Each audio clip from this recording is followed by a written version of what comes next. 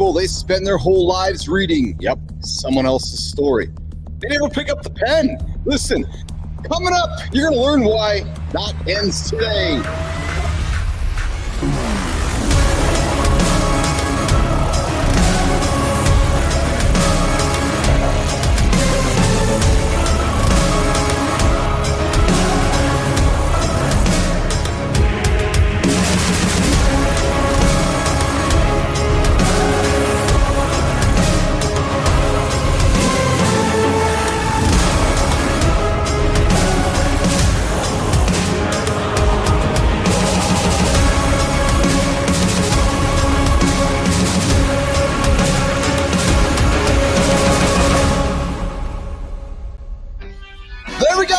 Good morning. You're in the lab where excuses expire and authors emerge. Hey, you got Keith Bilous here.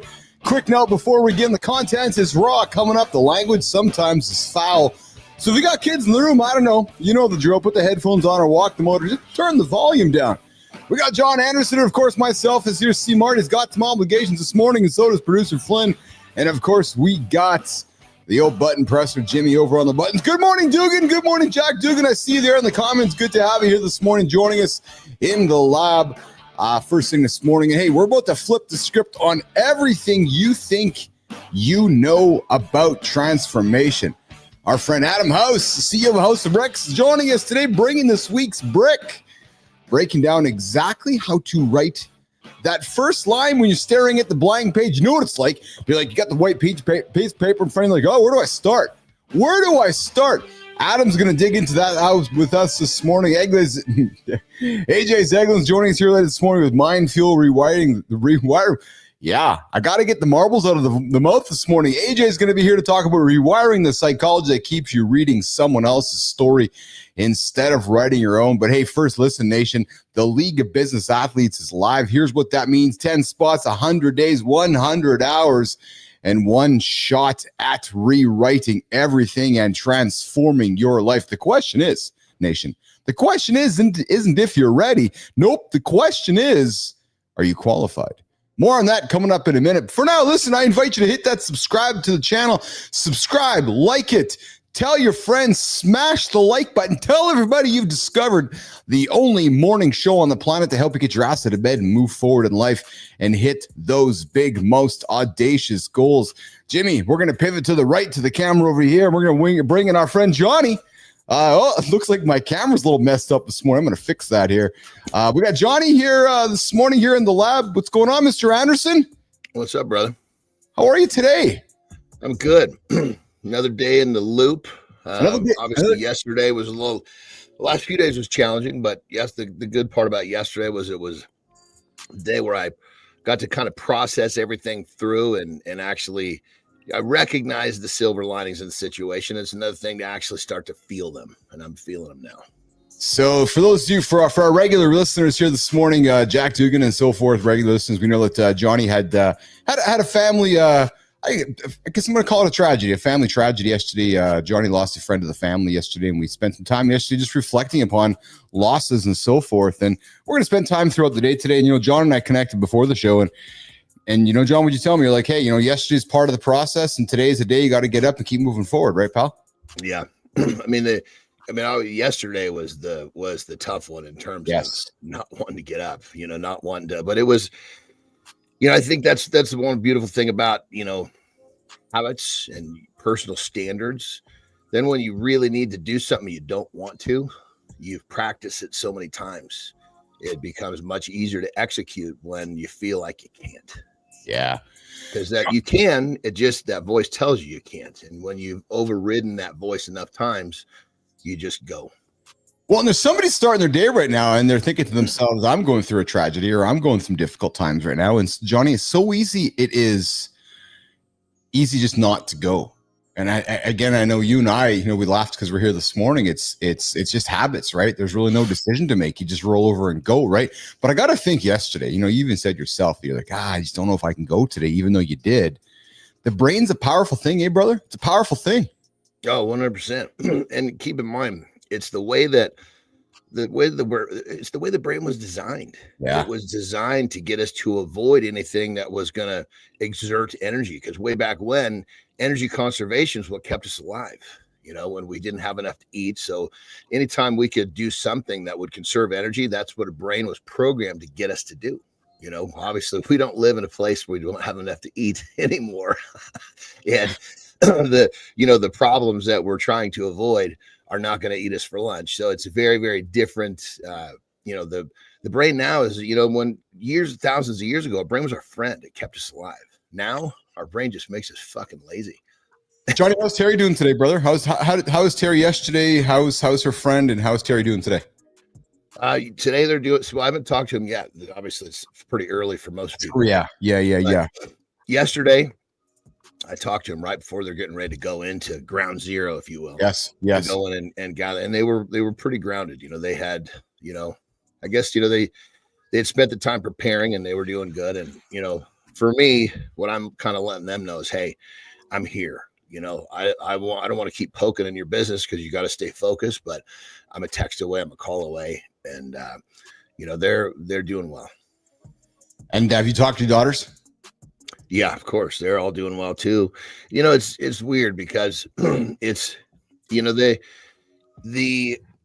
I guess I've spent enough time kind of programming their minds as youngsters that they default right to, man, this really shows us how fragile life can be. And they start looking at things differently rather than looking at things like, I'm going to go have a drink, or, I'm going to go, they don't run to self-sabotaging behavior patterns when tragedy strikes. Which is good. Yes. Yeah. Well, and I think we as humans need to get our energy out somehow. And I'm hoping that the girls, and I know myself, I get into the gym, probably like yourself, right? It's either going for a ride, going for a run, going for a walk, lifting some heavy things, but it's taking that energy you have inside of you and moving it somewhere, because you got to get it out somewhere, right? It's sometimes when, a lot of times when someone goes through something, you feel that thing in your chest, feel that thing in your stomach. And what you just said, it's basically, in many cases, you could call it anxious energy. Yeah. But it's still power. It's still energy. And so when you have, that's, the saying I was making, don't let a good tragedy go to waste. I was sucking on those words pretty hard yesterday, and, but when it comes down to it, that feeling that you have that in any situation, it could be stress at work where you feel like you can't sit down because you're just so anxious. Spend that energy on something productive. And, don't run from it. Don't try to kill it with some sort of a numbing device. When I say numbing device, alcohol, substance, whatever. Yeah. We got to recognize that there's something there for us to use to our benefit. In many cases, you take that energy and you use it to help the ones that you love that are actually in trouble, because they're the ones that need it. That's it. That's exactly it. Listen, Jim, let's keep going with the script here, Jimmy. So listen, nation, I'm going to tell you something here that nobody else will. Your story, it's not stuck. Nope. And we've been kind of leading into this last couple days here. The plot, the plot that's part of your life, it's not fixed. Nope. Your ending, I'm telling you right now, nation, the ending you have is not written. Ask Jack Dugan. Every single day, Jack is rewriting his ending. But here's the truth about transformation. The blank page, Johnny, I know you've been there. I've been there. That blank page is the scariest part. That first word, the hardest line, staring at that white piece of paper, that idea, like, how do I get it out? That opening chapter that feels impossible. Days like yesterday, you're staring into the void, wondering, where do I go? It's until you realize something, that every great story started with someone picking up the pen. And here's the key, nation. Every transformation began with a single word, a single thought. And every breakthrough opens with one decision. Now listen, this isn't just about morning routines anymore. This is about habits. This isn't about habits or systems or frameworks. No, nation. It's about authorship. So listen, you can lay there right now within your own story and let that person over there write it for you. And many of us do. We let others write the story for us. And I know my friend Jack, for many years, the story has been written for Jack daily. Jack's like, John Jack's like, fuck it, I'm going to take control of my life. And he picked up the pen and started writing his own story. Yeah. That's the power of the pen in your own piece of paper. John, when someone's staring at that blank page, what's that first word that they need to write, Jon Andersen? It's a great topic, brother. And you know me, I like to make things a little bit more, I like to simplify it, sometimes put it into a different perspective. That blank piece of paper, it's your story. It's your movie. The question, are you going to write you're going to write your own movie with you being an extra? Yes. Are you going to be the main character? Yep. And is this movie or this story that you're writing, is it how you triumphed, or is it the reasons you didn't? What is your story? Are you like myself as a perfect example? I thank God every day. Thank my lucky stars that I had a rough start, because that is what made me me. So my story is, I got my, butt whooped physically, mentally, all that, in the beginning. And that's what allowed my story to develop into who I am. So when you're writing your story, is it a story about why you are great at what you do, or why you're this amazing person? Or is it a story about why you're not the person you want to be? And then in that, usually if you're not, then you've got somebody else in your life or in your story that's basically taking control of that main character and, putting you in the wrong spots. So really decide, what are you writing on that piece of paper? Think about, it's completely up to you. Yet so many of us are reluctant to pick up the pen, and we'd rather offer the pen or the pencil to somebody else for that story. And here Today Nation, we're encouraging you to pick up that pen and write that story yourself. So to answer that question, brother, forgive me, and I know you just tried to change segments. To answer that question, what I would say, the first thing you write down, what if it was me? And everybody's different. I would write down the shit that was hard that made me better. When you start there, really hard to get going the wrong direction. When you're starting off with, okay, this was a bitch, and because of this, I'm better now. You're moving in the right direction. Now just keep that shit going. There you go. All right, we're going to do the accountability check-in with myself here for a minute. We're going to come back, Johnny. We're going to come back and we're going to talk about how to turn a no into a yes when facing rejection. I got to think through your career. You've probably been said no to a few times.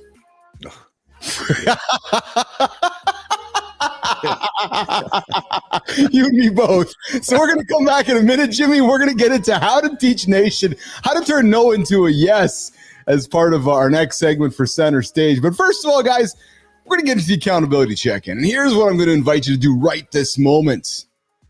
Pull the glasses off for this one. Pull out your journal. Maybe it's on an app. Maybe it's on a piece of paper. Maybe it's on that rock tablet that Jon Andersen picks up when he's scrolling with that rock. Open to that blank page. Now look at what's stopping you from filling that page. In the next segment, you're going to learn why that empty space is your biggest opportunity. But let's get uncomfortably honest. Open that calendar app. Scroll to yesterday. Count the stories you let others write for you. I bet you many did. Everybody else's meetings, everybody else's tasks, everybody else's to-do lists. The meetings you didn't take, the notifications you didn't need to check, the distractions you didn't need to follow. Now, I invite you, as you're starting your day, look at today's blank page. Are you holding the pen or somebody else? Are you waiting for somebody else to fill that calendar? Are you starting your story, or are you still reading from someone else's script? Because I bet you that you are. Because here's what separates elite performers. The guys that AJ Zeglen works with, joining us here later this morning. The humans that Jory Jansen works with. The guys like Jon Andersen as he's going through his career. They don't wait for inspiration. No, Nation. They don't search for perfect moments. No, they don't roll over and hit the snooze button and wait for 10 minutes later. They don't even look for permission. I know Dugan's not looking for permission. He's getting up and going every single day. They write, they create, they begin. And then you know what? They do it again and again and again. That's how it works. The League of Business Athletes, we're not looking for readers. No, we're looking for authors. 10 spots for those that are ready to write their own story with their own pen. So listen, the question isn't what you're going to write. The question is, will you finally pick up the pen? Is today the day you pick up the pen? Because tomorrow It's going to be around the corner 24 hours from now. There's another blank page. There's another blank page, another pen that somebody might write for you, or you have the chance to write your own story. There it is, Jimmy. Today's accountability check-in this morning. Mornings in the lab with Keith and friends, with my buddy Jon Andersen here joining me. All right, Johnny, we're going to rock and roll, my friend. We're going to keep it going here. We're going to keep it going to a topic here in the month of November, which is how to turn a no into a yes when facing a rejection. And I got to think, Andersen, you have had no said to you a gazillion times in your journey, whether it's wrestling, whether it's strongman, whether it's bodybuilding. No, no, no. Whether it's picking up chicks. No, no, no, no, no, no, no, no, no. Rejection is a part of the game in business and in life. But in my experience, no isn't just the end, especially in sales, Johnny. It's just kind of the first door in. So let's take a few moments here during center stage to give our audience something to think about this morning, about how to turn a no into a yes when facing rejection. Johnny, let's go into the first one, man. And this is an obvious one, but listening actively. As you were a young man growing up, going through your journeys, were you always an active listener, Johnny, or were you one who was just talking, or did you have to learn how to listen actively? It's a skill. Yeah, there's no question, because remember, I was a dumb little son of a bitch. Yeah, I know. Because I was highly, highly insecure.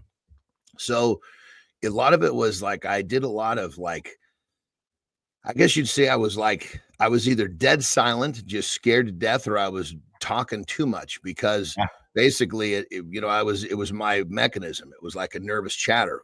But really what I was missing was the fact that if I was actually paying closer attention, I would have gathered more information to help me with the struggles I was having. And so, but it kind of became a habit to where, I was like, I guess you come down to it as, my habit became to be quiet and stress out, or to just talk kind of, I hate to say aimlessly, but there probably was a lot of just not making sense as I sit there trying to figure I'm either figuring it out quietly or I'm figuring it out loud, both of which were confusing to me. So you can imagine the shit I might have been saying. Dude, I can relate to you. And I know this guy's listening right now, tuning in the show, starting their day going, man, I got to learn how to listen actively because I keep talking.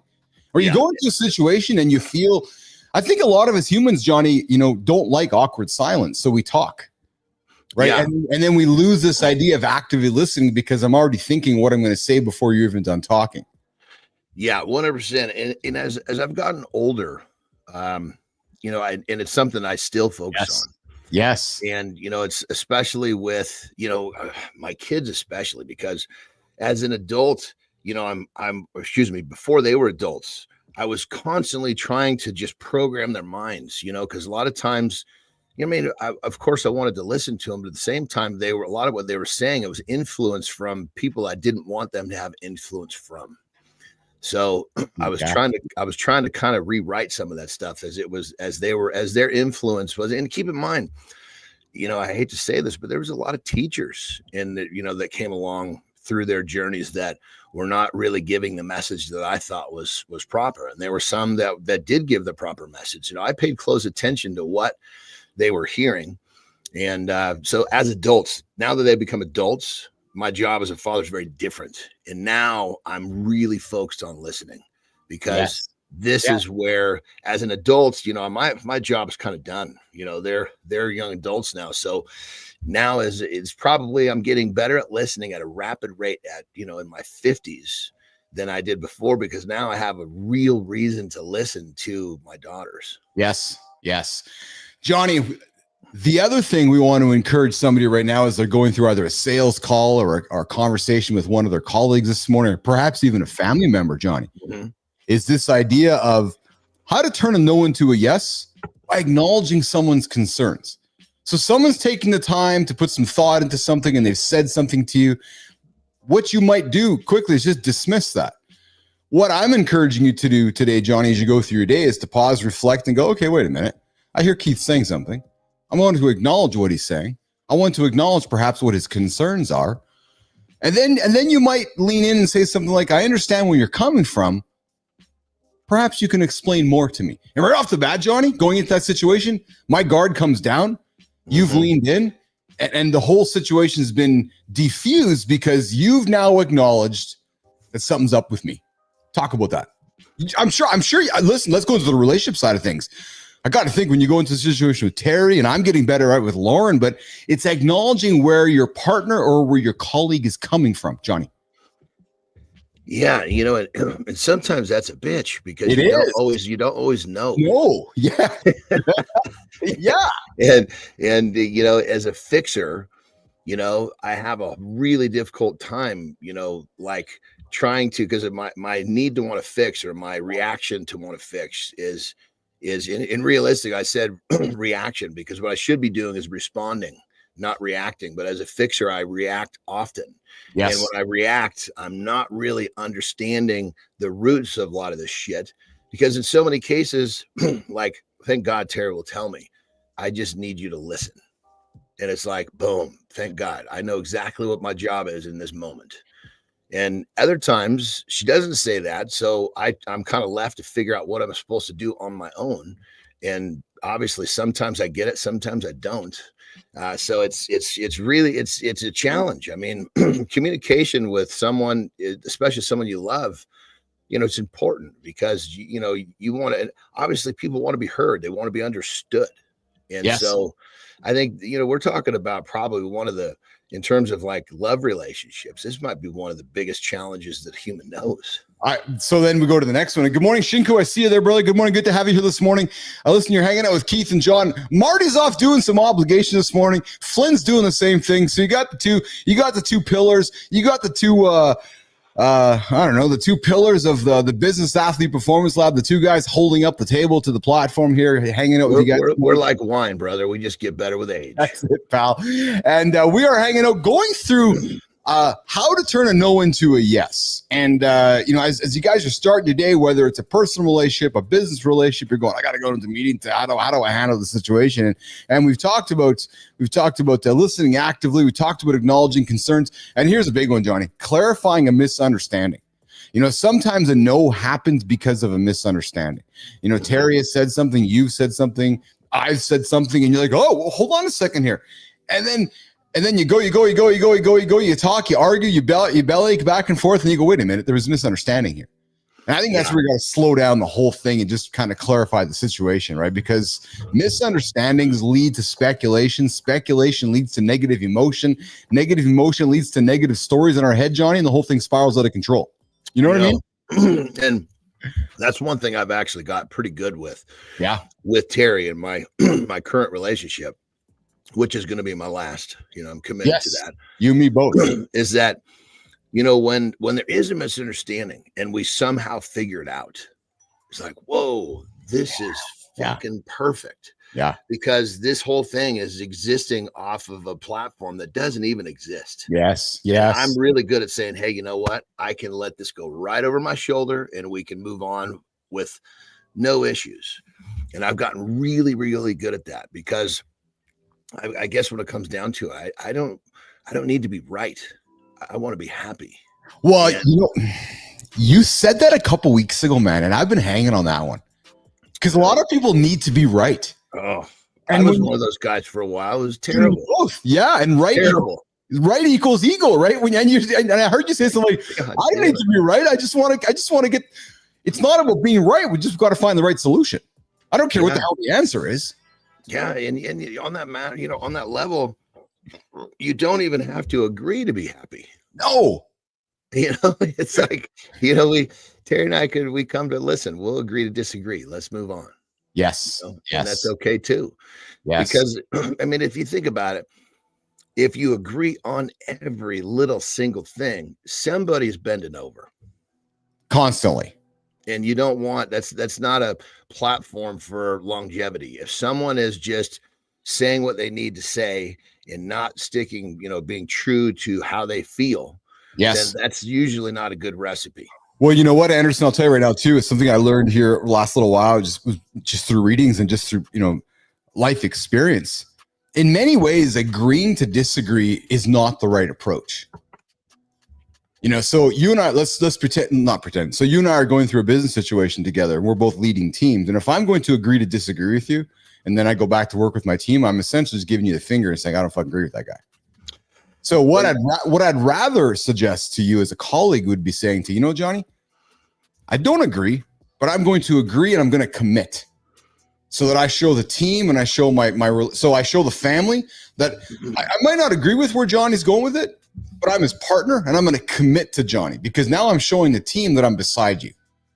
And then I'm next to you, and then I'm committing to what you believe because that's what a partner does. Not, I don't fucking agree with that guy. And I'm just, because when you agree to disagree, in many ways, John, within a business or even within a family, you're kind of just saying, I'm waiting for you to fail so I can give you the finger and tell you, I fucking told you so. You know, it's interesting because I think when you first went to, you know, family or relationships and business. So let's take business and remove the word relationship because obviously it's business. We're going to have business relationships, but let's just remove that word for this conversation. Yes.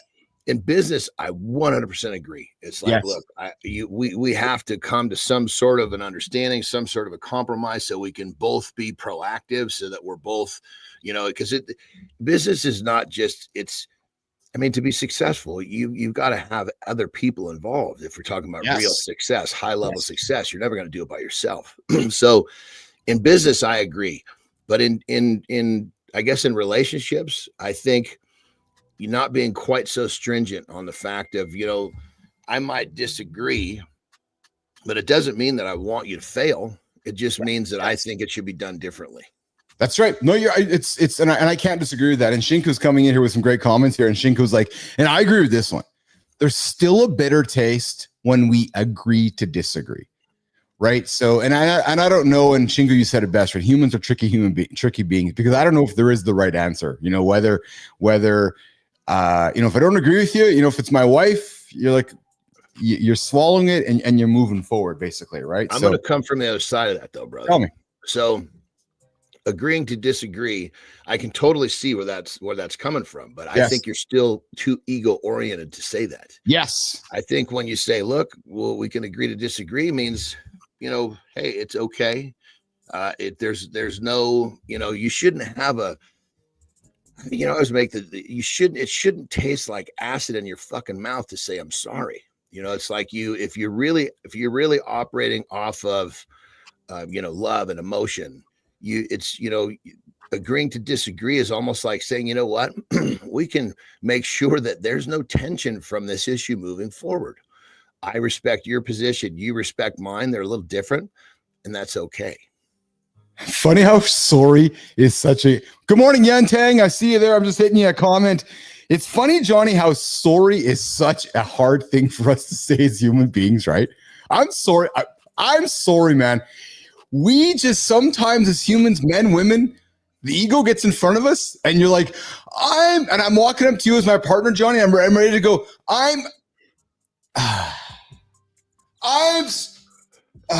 You know, it's just, and we walk towards it. I want to say that you know what I mean? Well, yeah. So check this out. I tend to wear people out. Okay. I tend to, even some of my friends are happier taking me in doses because, I just work at a faster speed than most. And when I say fast, I guess you'd say it's like I'm just, my loop. I enjoy my loop. I don't want time off from my loop. And a lot of people get in the loop and they're good for a little while and then they need to jump out, And so on that level, when I realized I have no intention of ruffling anybody's feathers, but in many cases, unintentional, it happens. Yes. And it's become so easier for me to say I'm sorry because I did not intend to ruffle someone's feathers.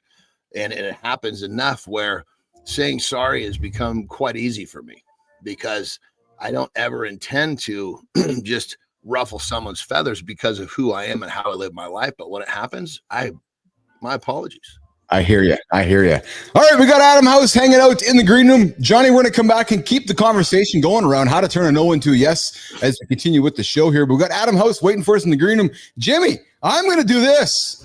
Yeah, I'm going to do the CMartyFit tip today. Johnny, I got to go for a break, man. Perfect. John, you got for a break, brother. You come back in a minute, and we're going to get this taken care of.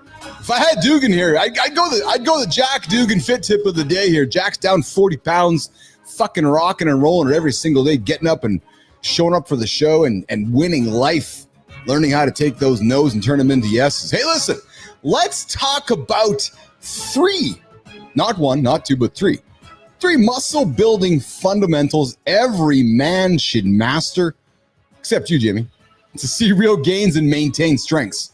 Number one, progressive overload. Yeah, you hear about it all the time. John and Marty talk about it all the time. You got to lift heavier over time. If you're just going to show up in the gym and lift the same 25 pounds every single day, nah, ain't going to work. Your muscles need a challenge. They need a challenge to grow. You got to increase the weights. You got to increase the reps. You got to increase the intensity each session to keep pushing those limits. So you're listening to me right now. You're heading to the gym, or you're sitting in your truck wondering if you're going to get into the gym. I know you shink who you've done it before. Get in there. Put down a 25, pick up the 30s. Get under the squat rack. Put an extra 5 pounds on there. Make those 5 pounds feel like they're extra 45 pounds. Get that progressive overload coming in there. Next one, the obvious one, guys. Proper nutrition. Fuel that body with protein-rich fuels, complex carbs, and healthy fats. You've been hearing Jory talk about it. Aim for those lean meats, whole grains, quality fats. Go crush some avocados today. Oh, yeah. Those gains not going to start in the gym today. Nope. Not going to start in the cold tub. Nope. They're going to start in the kitchen. Yeah. That's where it's all going to start. And then lastly, but not least, the consistency. We know how it works, nation. Consistency is king. You got to show up even on the days you don't feel like it. Stick to the routine, track the progress, and build momentum. You know how it works. Movement creates momentum. So listen, as I invite you starting your day today in the month of November, you're going, I got to say no to something, to say a lot of yes to something else. Make these 3 tips non-negotiable and watch your results follow, just like Good Time, just like Shinku, just like Jack Dugan. The results are going to follow. The results are inevitable. You show up every single day, the results work. Trust me. There you go. There's the fit tip for the day with Keith Bilous sitting in for CMartyFit. I'm the more handsome version of CMartyFit. There's just no question about that. Right, Johnny? Right, Adam? What's going on, boys? Love it. I love it. What's going on, Adam House? How are you? You good? I'm fantastic. Thank you very much. Thank you very, very, very, very much here this morning. So listen, guys, when men are stuck in the valley of mediocrity, when their mornings feel like more like quicksand than launching pads, when they're ready to turn those first hours into a competitive edge, you know who they call? They don't call Jon Andersen. They call Adam House. Oh, yeah. The CEO of the House of Bricks. Adam's joining us here today to talk about picking up the pen and starting their day with that blank page, beating the morning routine, and so forth. Adam, let's break it down for us, man. How does a man turn those first dark hours of his morning from a valley of distraction into a workshop for his next chapter? Adam House, what's the blueprint look like for somebody getting up and crushing their day today?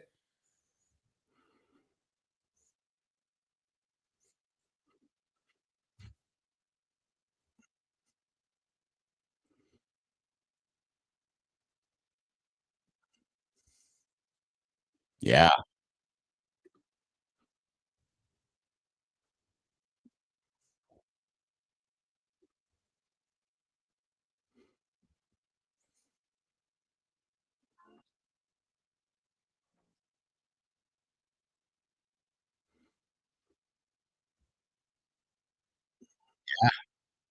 Yes. Yeah.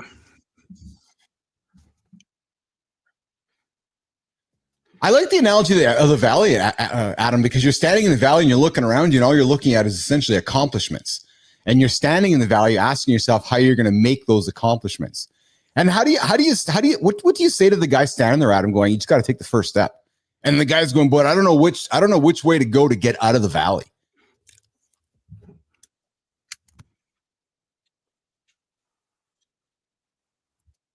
Yep. Yes.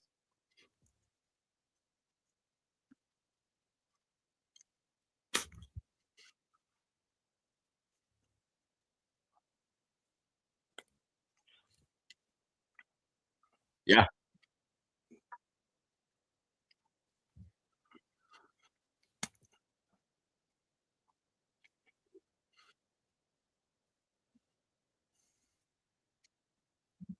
Yeah.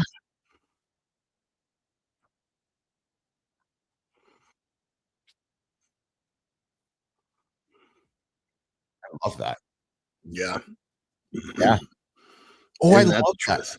I love that. So, Johnny, I'm really digging Adam's theme this morning, because what you're talking about, Adam, is very much that the success is built in the valley, right? Victory comes from spending time in the valley, right, brother? Yeah, I mean, getting your ass kicked, you're always going to learn more from getting your ass kicked than winning. And we win, it's great, we love it, but at the same time, you're not analyzing. You don't have much to analyze when you won. Everything went to plan. When you get your ass kicked, you lose. You're like, okay, let's look at this. What's the reflection? The biggest wins come after the biggest losses in most cases. And in many ways, it's like climbing the highest mountain, right? You're climbing the highest mountain out of the valley. And then once you get to the top, Adam, you got to go back to the bottom again. And then we find ourselves back in the valley again, right? And I love your analogy of the valley like your journal. So when you're in the valley, you find yourself writing, right?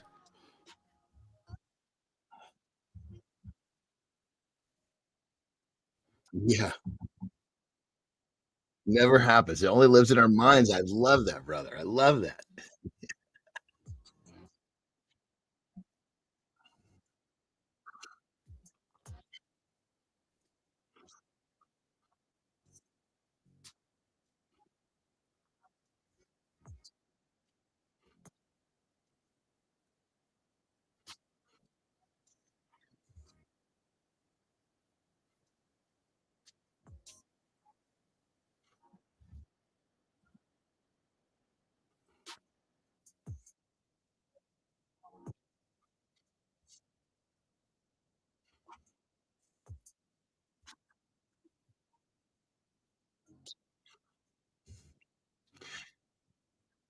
Brother, I love that. Don't waste your sorrows. The thing that mine is, don't let a good tragedy go to waste. I was waiting for that one.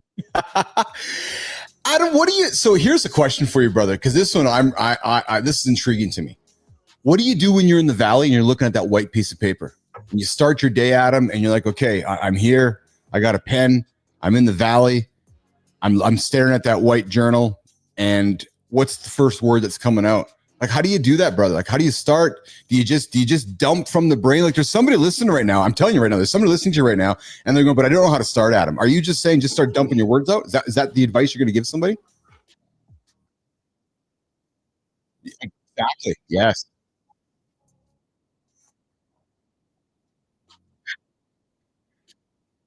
Yes. Yeah. Oh my God. Yes. Oh my God.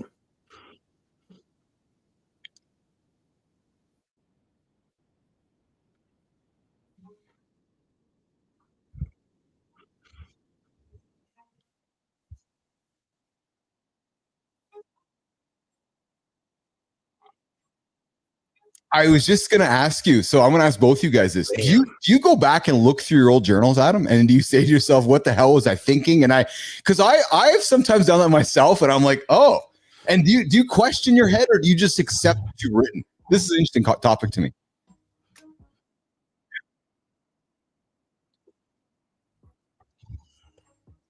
Yeah.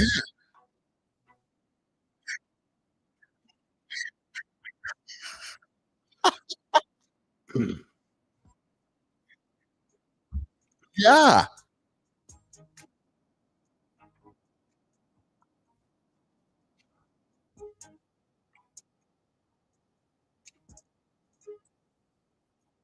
Yes. Yes. Yep.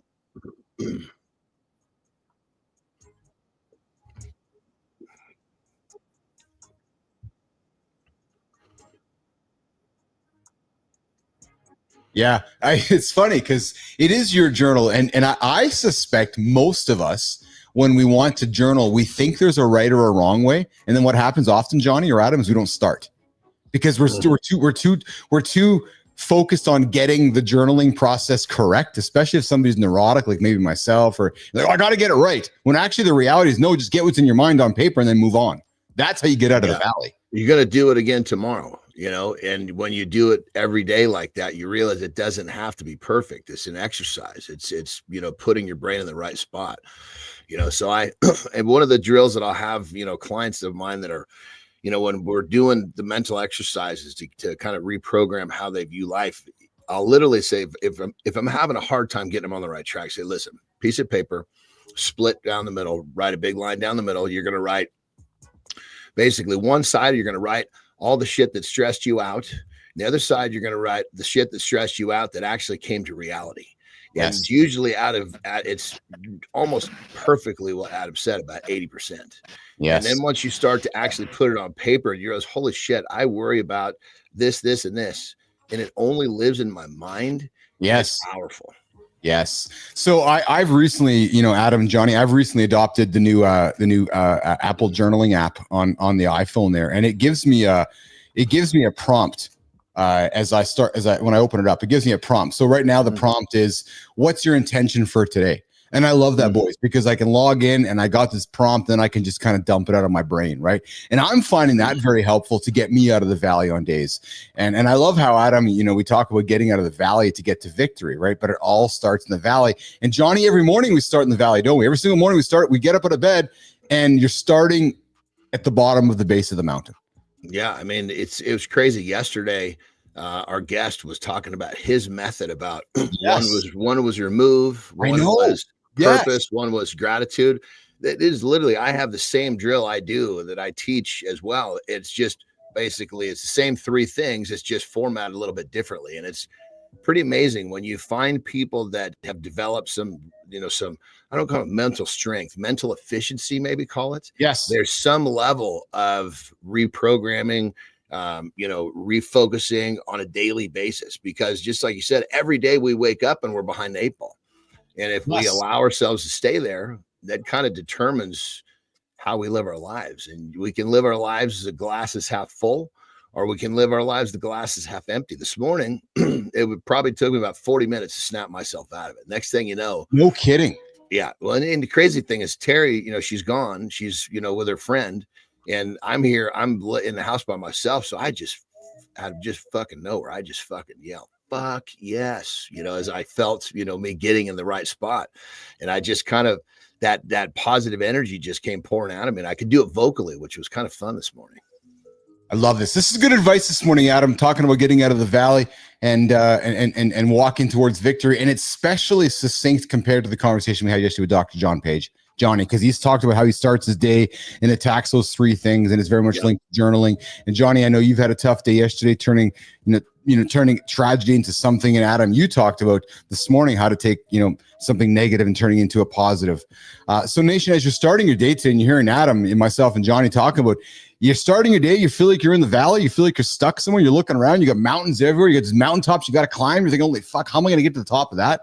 Adam said it best. Just dump your brain into your document. Just journal. Just get your words out, right, Adam? Hell yeah. That's okay. That's all right. That's all right, brother. We still got you here. Yeah. So rock and roll. So Adam, you have yourself an awesome day, guys. You can find Adam in the House of Bricks community, the leading community for business guys who are stuck getting themselves going. You're looking for a LinkedIn presence. You're looking to get yourself out of the valley. You got to join the House of Bricks community with Adam House and the gang, Michael Kaninsky, Adam, Paul, and the whole team over at the House of Bricks. Adam, have an awesome day, brother. We're going to catch up with you a little later today. We got AJ Zeglen joining us here, but before we do that, thank you, Adam. Let's go, baby. Let's go. Johnny Andersen. It's time. Come on, baby. All right, brother. What's up? All right.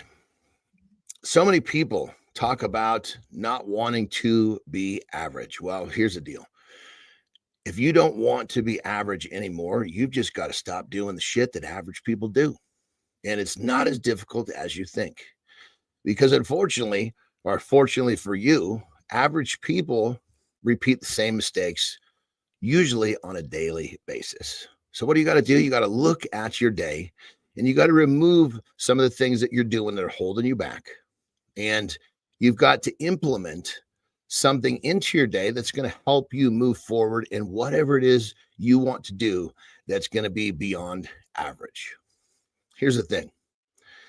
This is your choice. You have the ability to do it. And I know many of you are saying, oh, this is going to be difficult. This is going to be hard. You only think that because the average people around you are telling you this dumb shit. So if you want to take the step to not be average. All you've got to do is recognize it starts with today. Take the first step. And once you're in motion, you will realize it's not nearly as difficult as you think. Rock and roll. Go. If you're listening, What's so goddamn funny, brother? I love to make you laugh, but I didn't think my lifestyle tip was funny. Bro, so fill me in here, baby. if you're listening to an average person, you're just going to get average advice. Is basically what you're saying. Yeah. So stop listening to average people for average advice, AJ. That's exactly what Andersen is saying. Because if you're you hear people say this, like, hey, don't take advice from someone unless they're where you want to be. But sometimes that doesn't resonate. So you got to come from the flip side of it. You got to tell the story from a different angle. And sometimes you break it down like, hey, if you don't want to be average, just change a few things in how you live your day and you will separate yourself from average. And it's remove one dumb thing and add one thing in, and do that every fucking day. And literally in a couple of fucking weeks, you're going to go, holy shit, I graduated from the average club. Yeah, you graduated from the average club. And hey, listen, AJ Zeglen's joining us here right now. And listen, guys, every man waking up right now, Jon and AJ, they have 2 mornings. There's 2 of them. It's snooze button and no snooze button. But the other guy is the one guy that has his mind that he wants to write. And the other guy is going to write nothing but excuses. And Dugan, I'm looking at you, man, because I know you're the guy who's writing the story you want to write.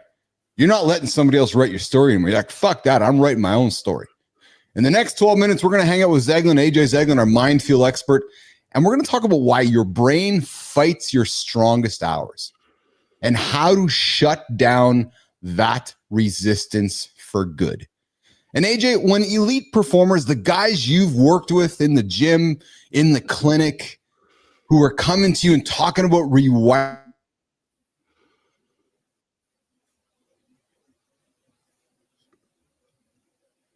Oh, sorry, I lost you there, Keith. I was going to say, I think it's him. I still got you, brother. So he'll be back here. He'll be back here pretty quick. But I think you got kind of the gist of what we were talking about. What do you think, brother? Sure. Give us some goodies, because me personally, I'm always excited to hear you listen to you talk.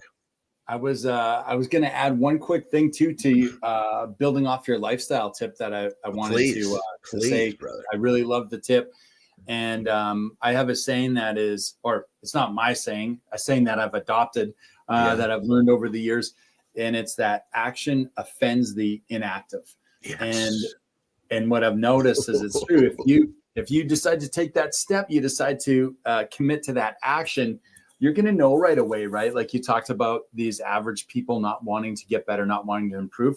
They're going to show themselves right away, because they're the ones that are going to be offended by the action that you've taken, right? If you decided that you're going to start going to the gym every day, or you're going to quit smoking or quit drinking, or they're going to be the first people to kind of get on you about it, right? And be like, well, that's stupid. Or I heard it's not good to go to the gym every day anyway. And they're going to have all these reasons and excuses why they don't do it and why you shouldn't be doing it.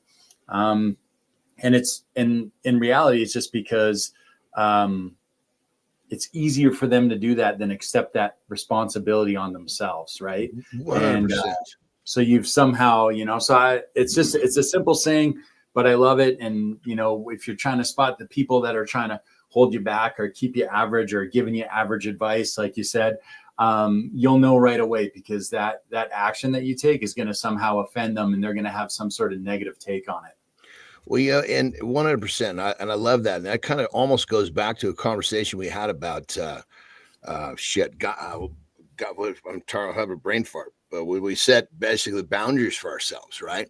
Well, when we set a new boundary for ourselves and people are not accustomed to seeing us carry through with it, then they're just waiting for us to go back to do the dumb shit we were once doing.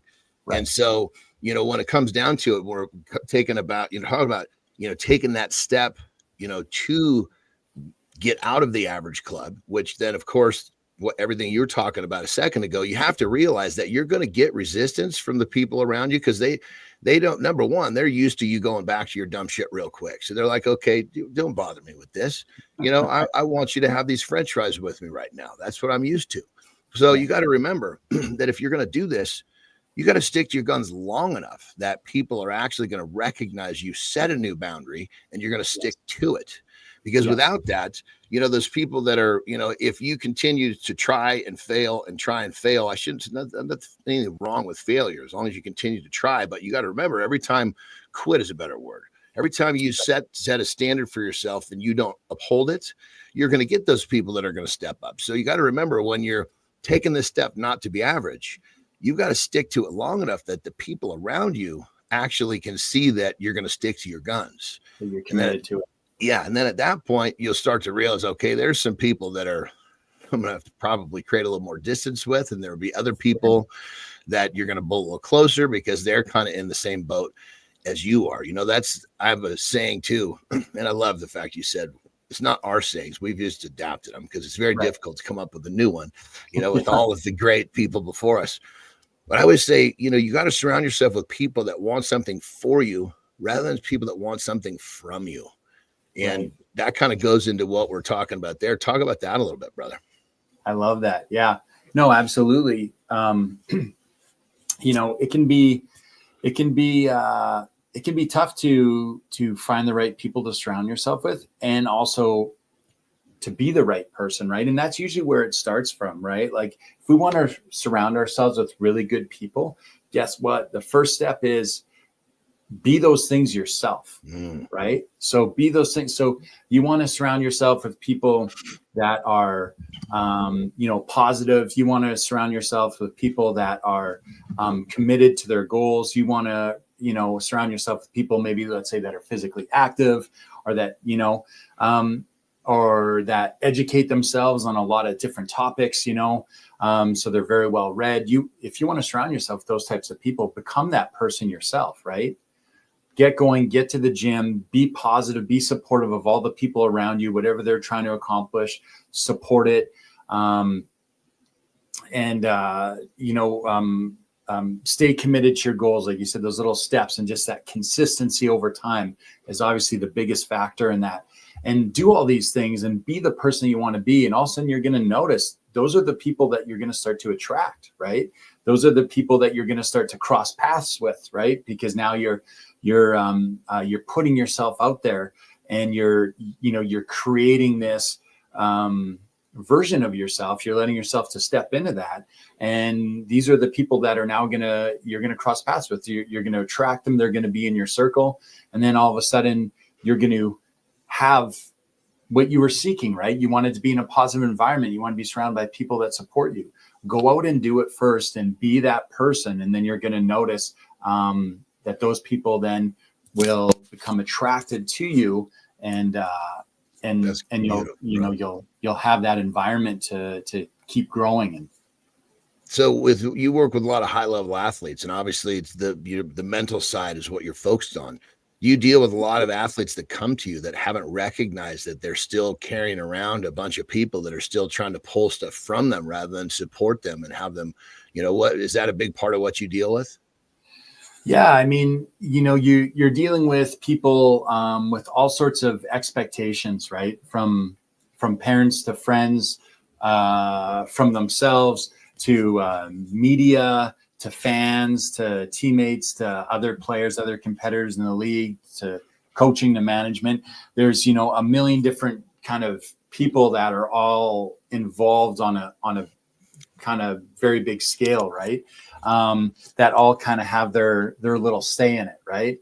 And so it can be challenging, right, to be able to block the noise out and just focus on what's important and the opinions of people that are actually there to help make you better and help grow and genuinely support you and genuinely care about your development. It can be a tough thing to navigate, for sure. So what do you say to the guy that's like, it's my girlfriend, it's my wife, it's my brother, it's, my mother, my father. Because those are obviously tight, in someone's life, they're important. What do you say to the guy that says, hey, this stuff is coming from the most inner part of my circle? What do I do? What do you tell that guy? Yeah, well, we just start with we start with looking at the stuff that we can control, right? So we would look and be like, hey, what do I have control over in this situation? Well, I have control over how I communicate. So is my issue with my partner, with my girlfriend or wife or whoever it is it because I'm not communicating well? Am I making assumptions? Am I not being clear? There's stuff for us there to kind of look at first, right? And if we look at all those relationships where maybe some of that friction or negativity is coming from, and we're like, hey, I'm doing everything that I can, I've reflected back and I'm taking care of all the stuff that I can control, right?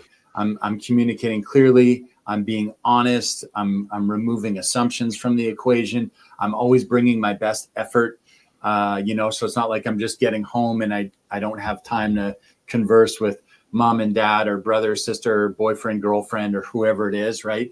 It's, I'm prioritizing and letting them know that they're important to me. That would be step one, right? And then see how that works, right? Because sometimes it's because we're not bringing our best selves to the relationship, whether that's with friend or family or whatever, right? So once we've kind of established what we can control and we've determined that we're bringing our best, then we kind of see where it is, right? And oftentimes people within a relationship will rise up and meet you, right? If you're bringing your best, now they're going to start bringing their best, or they're going to be like, oh, hey, every time I talk to AJ, I notice like he puts his phone down and he's really listening to what I say. He's interested, right?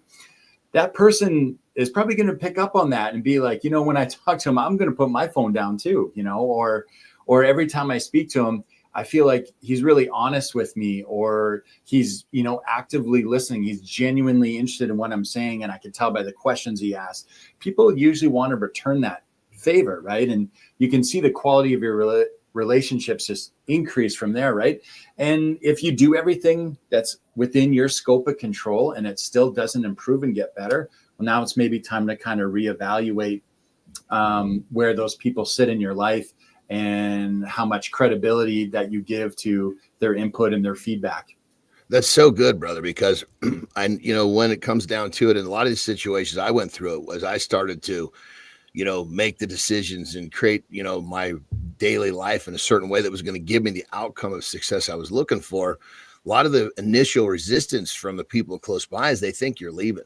They think that you're leaving them. So when you actually engage and you become better with them, gives them a chance to actually adjust accordingly, rather than, they react certain ways. They think they're getting left. You basically have another reaction to their reaction. It just turns into this negative thing and never even has a chance to kind of smooth itself out. So that's massively good success. That's such a massively good tip, bro. That's really good. Yeah. I know we got to keep moving the segment on. And Jon and AJ, thanks for hanging out while my internet was being reset and I was listening to you guys' conversation. AJ, if we're building a relationship together and I'm coming into the situation and I'm always staring at my phone and you're the guy putting it down all the time, eventually you're probably going to start stepping away from me in the relationship, right? Because you're like, well, this guy just clearly isn't as invested in Keith and AJ as AJ is in Keith and AJ. That's just what happens, isn't it, AJ? We just drift apart, right? Yeah. Typically, right? Like if we feel that it's not being matched, right, or not being reciprocated in any type of meaningful way, then usually over time it might start to deteriorate, right? And you might just be like, hey, I don't know if this person is kind of invested in this as I am, or I don't know if they're actively wanting this to be a thing, right? And if that's fine, then if that happens, that's fine. Not, sometimes stuff just kind of organically takes shape or falls apart over time, right? And not every relationship that we have is going to be in our life forever. And that doesn't mean that it's necessarily a bad thing, right? Sometimes we have relationships that are really short, but they're really meaningful. And sometimes we have long ones that last a long time that are just very casual that, you know what I mean? Like it's really hard to judge on a time length, but yeah, typically if it's not being returned, then it's just going to kind of deteriorate and fall apart over time. And there's going to be some distance created there. That's it.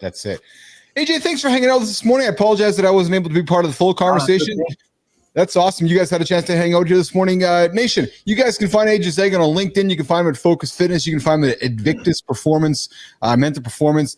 AJ is our resident Mind Fuel mental performance expert. You're looking to help yourself move forward in life and you're finding yourself mentally stuck. AJ is the guy that you can talk to help you move forward. AJ, what do you got planned for today, brother, before we say goodbye? I got some hockey academies in this morning, nice. So I'll be working with the young athletes, nice. Which I'm excited about. I got some clients later this afternoon, and then I'll be watching my boy play hockey after school. That's awesome. Nice. Before we quickly say goodbye, Adam was up this earlier, and we're talking about getting out of the valley and moving to victory. This idea of journaling. You're a big proponent of journaling too, aren't you, AJ? Just open a white piece of paper and just start dumping your thoughts out, eh? Yeah, absolutely. Journaling and or talking, because one might be easier for people than the other. Oh. So some people might like to write stuff down, but if you have someone that you feel comfortable talking to as well, it can have a similar type of effect, right? You have a confidant or someone close to you that you have no problem opening up to and kind of dumping it all out with them. Then that can be really helpful too. Or we could write it down on paper as well, right? Either one, we got to get it. We got to move it into that part of the brain where we're now like, hey, all this information, all this, these emotions, these feelings, these thoughts that I have, I'm now moving them into part of my brain where I can do something with it, right? Yes. It's now a solvable problem. It's a challenge I could work through. And that's usually the first step, is taking that action, whether that's pen to paper or whether that's, verbally having that conversation with someone that you trust. Awesome. All right, AJ. Good stuff. Good stuff. And real quick before we go, Keith, anytime you have internet trouble, do it during AJ's segment, because I'm totally good just having one-on-one with him. All right, clearly there's a new segment. Because Jimmy, clearly there's a new segment happening here. Bilous is leaving the lab. Zeglen and Johnny are going to talk whatever they're talking about, mental performance, deep cheeks. It's just fun conversation, fun and helpful conversation. That's right. If you weren't back in another 5 minutes, you would have come back and we would have been measuring cheek depth. Yeah. That's never ended. All right, AJ, have a good one, brother. Always good to have you here. Tuesdays and Thursdays, AJ Zeglen for Mind Fuel on Mornings in the Lab with Keith and Freds. Have a good one, pal. Thank guys. You, brother. I appreciate it as always. As always. All right, you guys know that sound effect. It's the morning Highland dance. It's the bagpipes coming all the way from the Philippines with Jimmy. You got Keith Bilous over here. You got Jon Andersen over there. You got Marty over there. You got Flynn over there. And we're just hanging out with you guys this morning. We just crushed the first hour talking about just how to achieve big goals in life and how to write your story without having somebody write that story for you. Jon and I talked a little bit in that first hour about how to turn a no into a yes. We're going to keep that conversation going. Real quick, brother, can I sneak in there one quick thing? So, the whole story thing, I think one of the things that people can do that's really helpful is we all have our story, and sometimes we don't know that we have our story. So do a little inventory. What is it that you tell yourself? Because you tell yourself your story. Is your story that you're actually, these things have happened and thank goodness, and because of them you're succeeding, or is these things happened why you're not succeeding? And success is your definition, but your story is everything, because what you tell yourself is going to be either really, really limiting, or it's going to be completely liberating. I love this conversation. The music's jacking me up. The whole idea of it's jacking me up, because people are starting today. Guys are starting the day right now. And Johnny, we do it. You do it. I do. We tell ourselves a story. And often we tell a story that's not true, right? Yeah. And I'm going to lean into our friend Jack Dugan, who told the story to himself for so long. He discovered our show, and then he got up and started hanging out every single day. And what is the story, Johnny? 40 pounds lighter, right? Yeah. So the brain's a powerful thing, guys, and it can tell you what you think it's telling you, or you can grab that pen and start recreating that story yourself. So listen, we kicked off the first hour. We talked about how to turn a no into a yes. And we're going to keep that conversation going. And then what I want to do, John, is I want to talk about 7 signs a man has healthy masculinity. And maybe if we have time, we'll get into normal changes men over 50 experience. Because since you and I are the old guys, normal changes men over 50 should expect when they get an erection. That's the first thing we're talking about right there. Normal things that. So I just want to make sure, because you said we're talking about two different topics. Yeah, what's the topic? Men over 50 is where we're going here. So here's what we're gonna do, nation. We're gonna get to the topic. We're gonna get Jimmy. We're gonna get to normal changes men over 50 should expect when they get an erection. So if you're tuning in right now, in a couple minutes, we're gonna get to that topic. I got you. What Keith and Johnny are gonna do is we're gonna finish the conversation from the first hour, and that first hour was how to turn a no into a yes, so that if you have the erection working, you can get the yes from your partner. I guess they kind of go hand in hand a little bit, don't they? Johnny, they do. They do go hand in hand. So how to turn a no into a yes. We talked about this idea of active listening. We talked about acknowledging somebody's concerns. We talked about clarifying misunderstandings. Johnny, how about talk about highlighting the benefits that matter?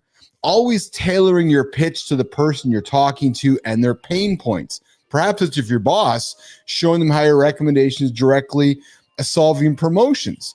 If it's somebody within the relationship, maybe you're talking to your partner about benefits of the decision you're trying to make.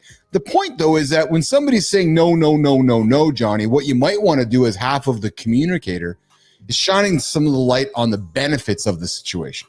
Yeah, and the benefits to them, because we tend to have, our conversation or our pitch or whatever it is. In many cases, it's the underlying, message is how it's beneficial, but who's it beneficial to? So when you think about, in many cases, if you're trying to talk to someone and trying to get them to kind of see what you see, you start off with how it's going to benefit them, because you already know how it's going to benefit you.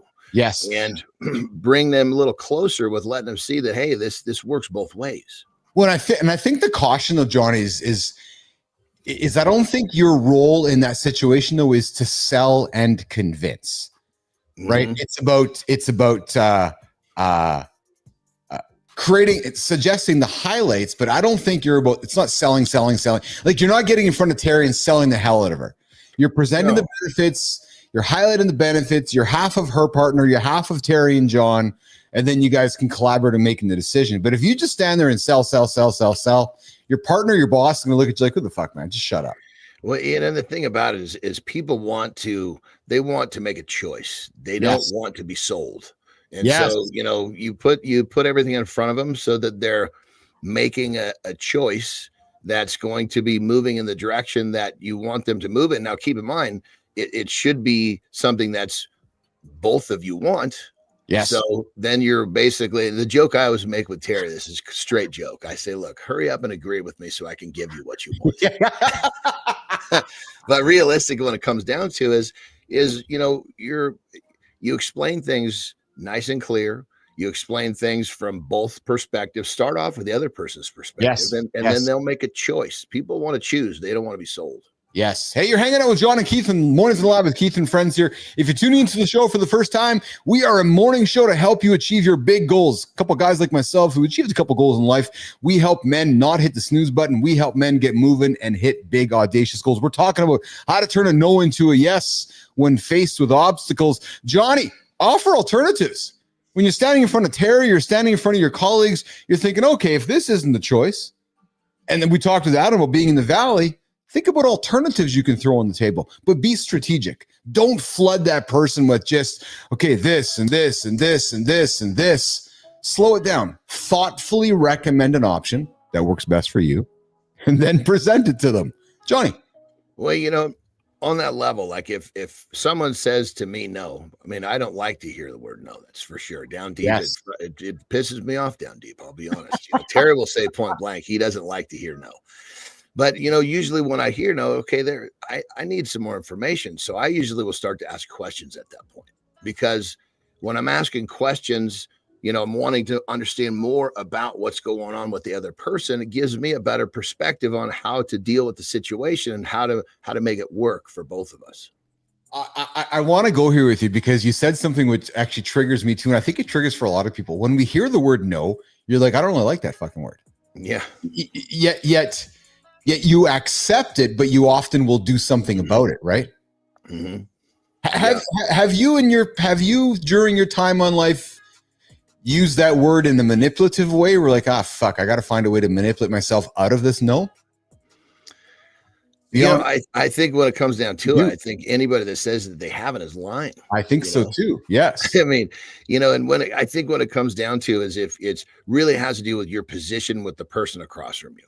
If you are trying to truly work something out for an equal benefit, then obviously it's a little different than if you're trying to get them to say yes. That's you really just because it's what you want and you're not worried about what they think, or then at that point it becomes a little more damaging. Now, if you use a slight manipulation tactic to get them to see something that you think that they're not seeing, and then they're like, oh, okay, well, that's different, because you're just kind of playing with the situation, playing with words, playing with perspectives to get them to see something that you think they might be missing. But if you think they get it and you're just trying to tweak their mind, now you've crossed the line. Yeah, absolutely. Good morning, Super Bowl Roy. I see you there in the comments. I invite you to like the channel, subscribe to the channel, hang out with us every single day, 8 o'clock Eastern time. Keith and John, Marty and Flynn, Andersen and Bilous are always here every single day, 8 o'clock Eastern time, helping you guys achieve those big ass goals. Good morning, Shang Hunt. I see you. Y'all know what I'm interested. Sub to end in. Yes, I encourage you to subscribe to the channel. And Johnny, the last thing on the list here, which is how to turn a no into a yes. And here's a big one, man, and I'm curious to know how you have handled this one. But knowing, every pun intended, knowing when to walk away. Sometimes a rejection, sometimes a no is truly final. And learning how to respect that decision doesn't mean you failed it. It just means that you're opening the door perhaps for future opportunities. Walking away with grace, this demonstrates professionalism, and you might even gain something from it. So I got to think, John, and you high level career, wrestling, bodybuilding, strength. There has to have been times you must have walked towards a door and you've turned around and walked away, accepting that the rejection is final. How did you do that, brother? Well, I mean, I think when it comes down to it, let's categorize it a little differently. Call it a loss, call it a failure. So you get to learn now. It's like, okay, what I was bringing to the table wasn't really a solution that worked for everyone. So now you got to realize, okay, how do I alter what I'm doing? So when I come back, I'm presenting something differently, differently, so that it'll work for both parties. Because when it comes down to it, that's the thing. It's if both people aren't happy or content, it's just temporary anyway. It's true. It's like I always make the joke, like it's funny how you put that. It's like people talk about contract this, contract that, and that's great. It's really helpful to know what everybody's supposed to do. But when it comes down to it, if a person is happy with the situation, then that contract really just needs to be a very simple, explanation of who has what role. Because if everybody's happy, nobody's leaving. Yeah. In my experience, and I read a good piece from a lawyer here, Johnny, who negotiates professional contracts with athletes, and his perspective is that if both parties walk away from the table just a little bit unhappy, ultimately the deal is happy. Because they have to share whatever it is, has to be shared for sure. Yes. So if you walk away if you walk away at 98 and I walk away at 98, we both didn't get 100, but the deal got 100. In reality, we both won. Yeah. That's hard for many people and many organizations to get towards, Johnny. And when it comes to, I love the quantification, because that could be 98, it could be 70. Because if you look across from the person you're working with, look, okay, we both didn't quite get what we're looking for, but it's equal, and we can live with that, and we can move forward with that. If somehow one person is totally fulfilled and the other person is not, it's just a matter of time before the situation ends. And what I loved about it, John, because it was a sports analogy about, when these athletes sign these big contracts, right? 50 million, 100 million, $1 gazillion. And the way it was presented to me was, and using you and I as a situation, let's pretend that, okay, we're doing a deal together. We both take a 98 to make the deal 100. Well, could you imagine if we're doing the deal together, using that same philosophy where I'm like, well, you're getting, 110 and I'm getting, 95 out of the equation, and then you don't perform as the athlete in this situation, Yeah. what's quickly happening, right? I'm quickly feeling like I got the bum end of the deal, right? So if we both come to the table with 98, all of a sudden, both of our expectations are pretty even. Because if all of a sudden I go and going, well, fuck, John got the better end of the deal. He better fucking show up all the time. And then all of a sudden you're not, I'm going, wait a minute. Yeah. Expectations can really screw shit up.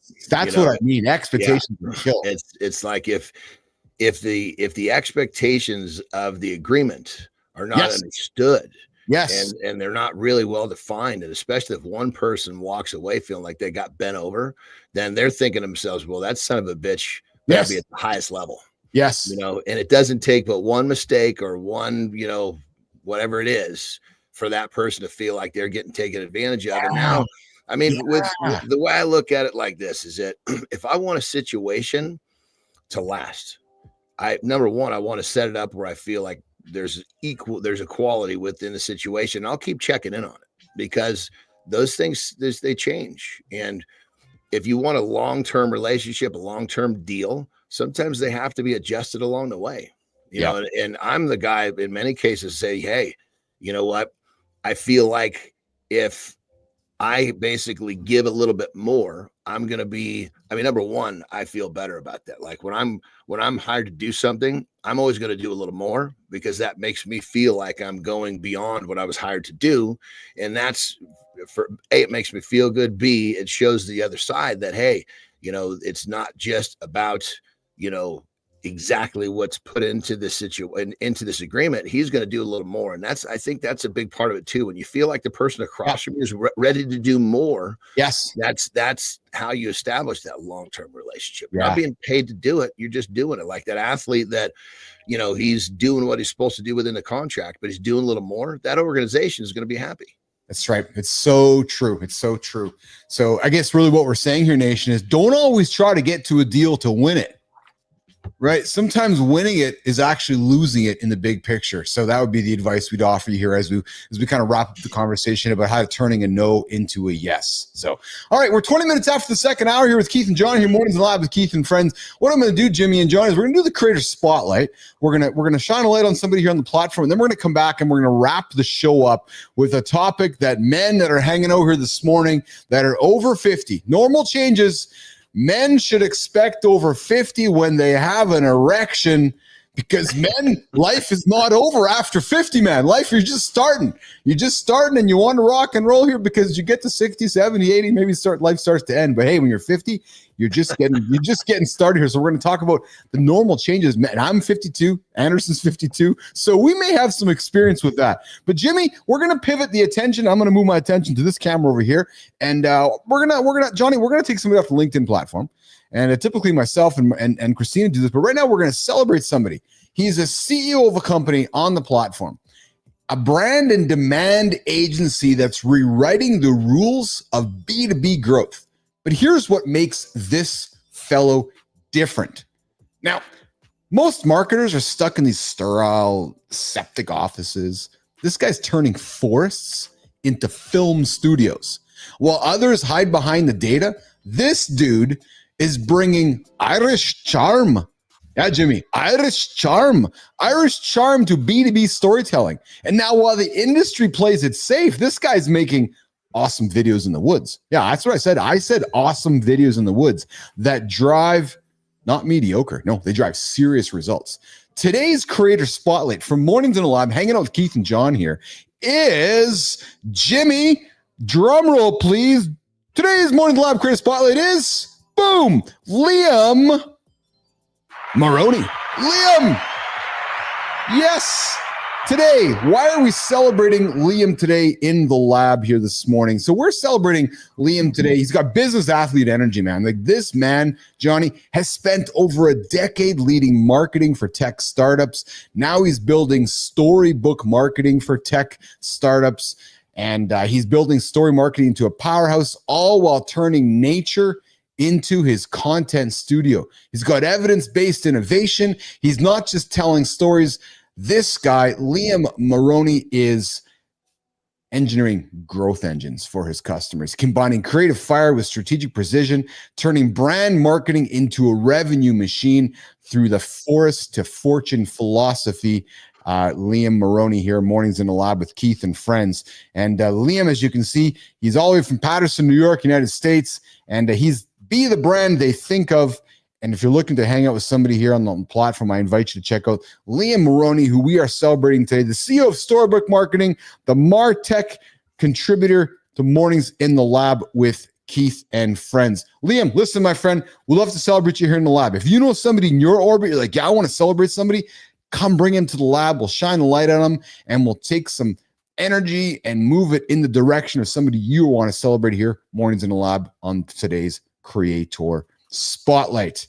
All right, Jimmy. So we're going to keep the show rolling on here. Once I find my there we go. We're going to get that over there, and we're going to do this. So, okay. So listen, we're going to move the conversation, continue moving the conversation to the next topic on the table today, which is normal changes, Johnny, normal changes that men should expect when they have an erection after 50.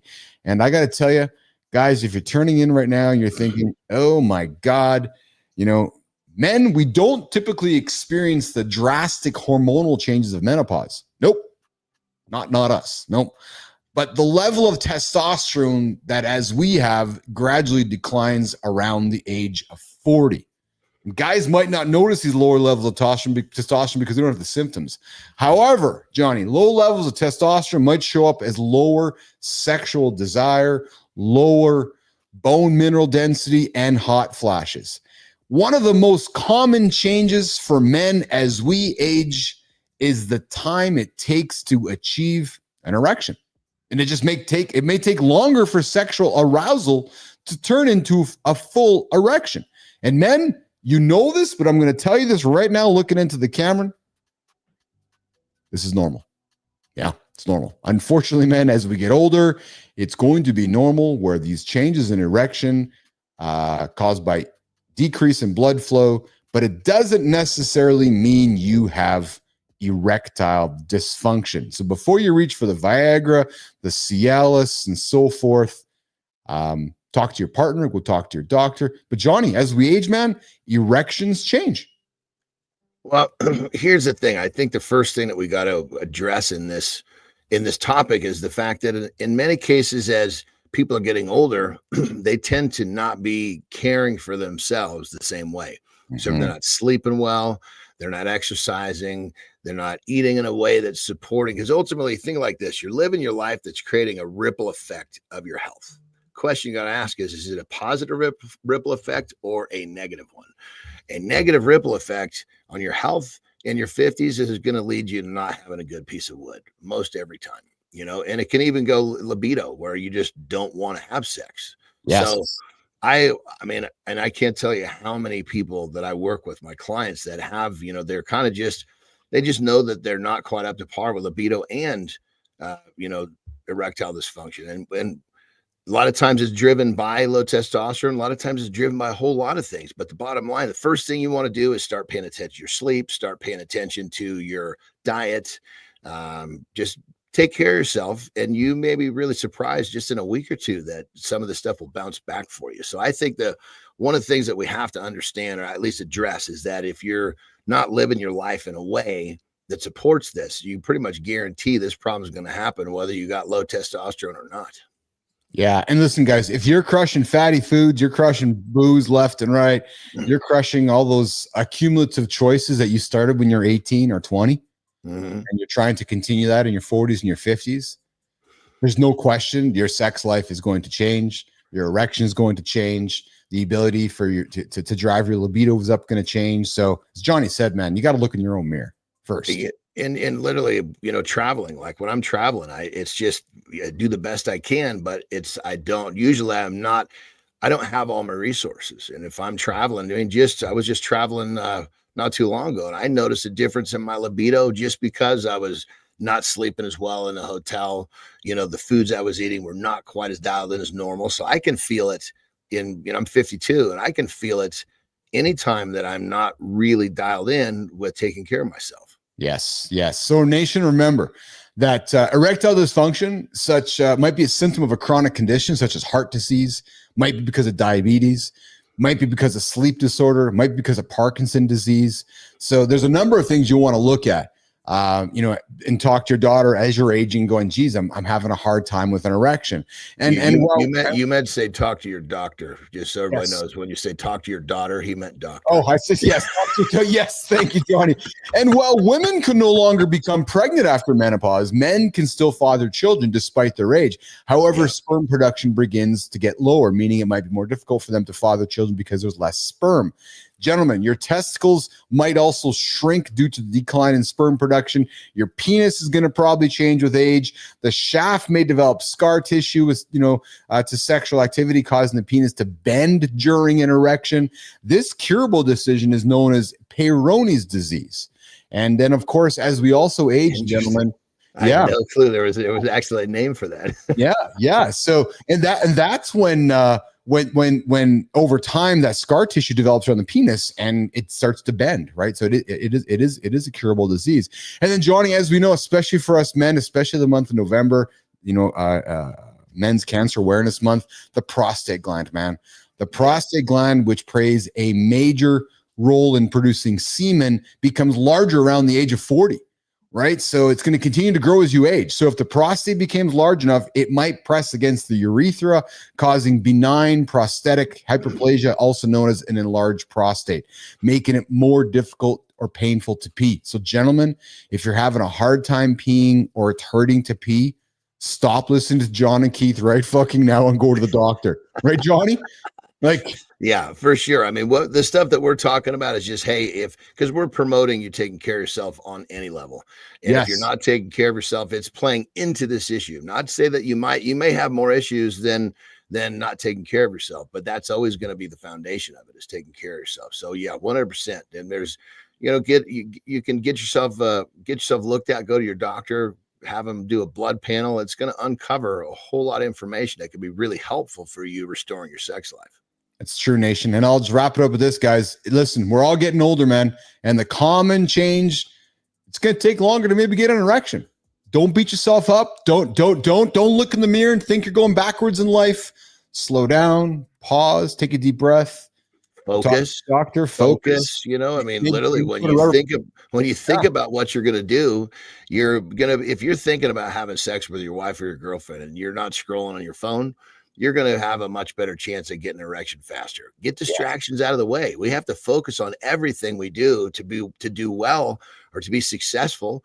Well, focus on the task at hand, which is what you're going to do. If you're getting ready to have sex, focus on that. And you know what's great with this, Johnny, is that we're talking about men over your 50s. Gentlemen, you've got a lot of experience in life, man. So I'm inviting you to create and have that focus that you've taught yourself over time.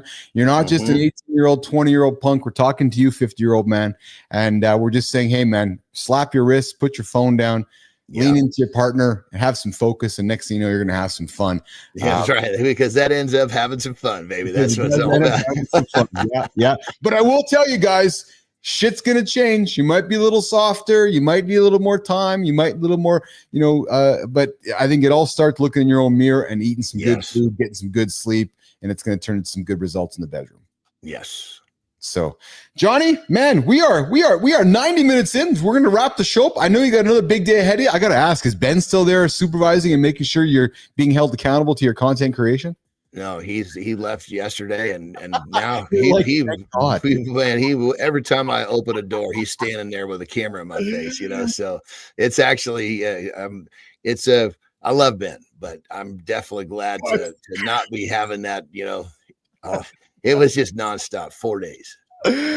Oh, it's awesome. People holding you accountable. All right, well, listen, we're going to get out of here, Jimmy. We're going to wrap the show up earlier today. We're going to do 90 minutes on the platform too. It's a lot of great conversation. We talked about how to turn no's into yeses. We talked with Adam House about being in the valley and turning the valley into victory.